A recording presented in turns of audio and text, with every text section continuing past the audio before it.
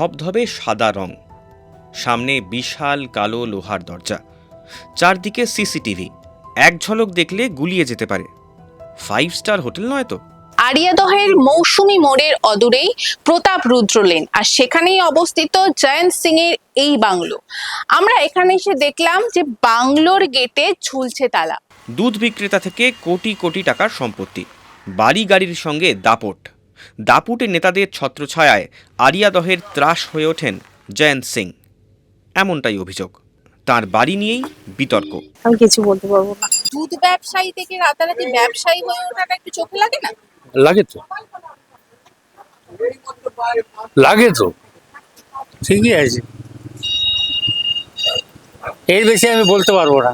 এতদিন এখানে দোকান করেছি, কোনো আমাদের সাথে কোনো খারাপ ব্যবহার কিছু দেখিও নি, আর সেরকম কোনো খারাপ আমরা বলতে পারবো না। ভালো, আমাদের সঙ্গে কোনোদিন তো কোনো কিছু খারাপ ব্যবহার নেই। আদালতে চলছে মামলা। অভিযোগ, জলা জমি ভরাট করেই তৈরি হয়েছে জয়ন্তের প্রাসাদ। তার উপর প্রমোটিংয়ের নামে টাকা ৯-৬ থেকে হুমকি, নির্যাতনেও জড়িয়েছে নাম। তৃণমূলের সরকার আসার পরে বিভিন্ন জায়গায় এরকম তো সব ছোট ছোট মাতব্বর, তারপরে বাহুবলী সব তৈরি হয়েছে এবং এদেরকে নির্বাচনেরা ব্যবহার করেছে, এদেরকে বিরোধীদের ঠান্ডা করার জন্য ব্যবহার করেছে। এই করতে করতে প্রশাসনিক কর্তাদের সহায়তায়, এবং প্রশাসনিক কর্তাদের সহায়তা থাকলে পুলিশও ঠিক করে, তার মধ্য দিয়ে এরকম বাহুবলী হচ্ছে। এদের দিয়ে ভোট লুট করিয়েছে, বিশেষ করে পৌরসভার নির্বাচন, বা এবার এদের দিয়ে বিভিন্ন ক্লাব দখল করিয়েছে। এই করতে করতে শেষের দিকে বেপরোয়া হলো। দাদার বিরুদ্ধে ওঠা সব অভিযোগ অস্বীকার ভাইয়ের। রাজনৈতিক উদ্দেশ্য প্রণোদিত বলছেন প্রশান্ত সিং।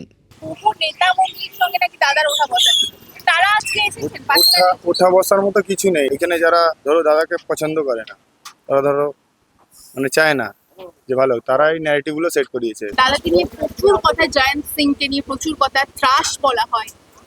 এই অ্যালিগেশনস গুলো কোথা থেকে আসছে, কতটা সত্যি?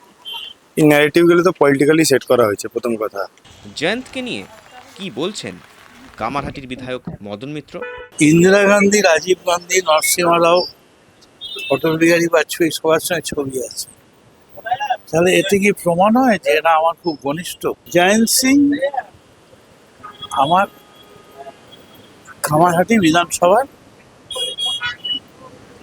একজন যুবক, তো তার নামে বহু অভিযোগ এসছে, কিন্তু আমি কোনোদিন কখনো কোনো সমাজ বিরোধীদের পাশে দাঁড়িয়েছি, ভাগ্যিস দাঁড়ায়নি, না হলে আজকে সে অ্যারেস্ট হয়ে যেত। রাজ্যে পালা বদলের পর কড়া প্রশাসন, অবৈধ নির্মাণে চলছে বুলডোজার। প্রশ্ন, তাহলে কি এবার ভাঙা পড়বে জয়ন্ত সিং এর হোয়াইট হাউস? ওটা ব্যারাকপুর কোর্টে রয়েছে, ওটা সিভিলে চলে গেছে, সিভিলের মামলা রয়েছে। মানে চাইলে কি নতুন সরকার ভাঙতে পারে না পারে না? কোনো স্টে অর্ডার আছে? না, ভাঙতে পারবো না তো, তাহলে তো দুবার তো ভাঙার জন্য সব ব্যবস্থা নিয়ে যেতে যেতে অর্ডার চলে আসছে। হাইকোর্টে একদিন অর্ডার দিচ্ছে, পরের দিন আবার অর্ডার করছে, এইসব করেছে। এখনো তো ওটা সাবজুডিস রয়েছে আর কি। G+5 এর সমস্ত বিল্ডিং এর উপর এই বিধানটা দেওয়া আছে, বাট আদার দ্যান G+5 যেটা কিনা এই রুল জারি হয়েছে, আর জয়ন্ত সিং এর যে ঘটনা বলছে তার অনেক আগে অলরেডি এই ম্যাটারটা পেন্ডিং। যখন কোর্টে, আমাদের কোর্ট থেকেই যা সিদ্ধান্ত বা যা আদেশ আসবে সেটাই পালন।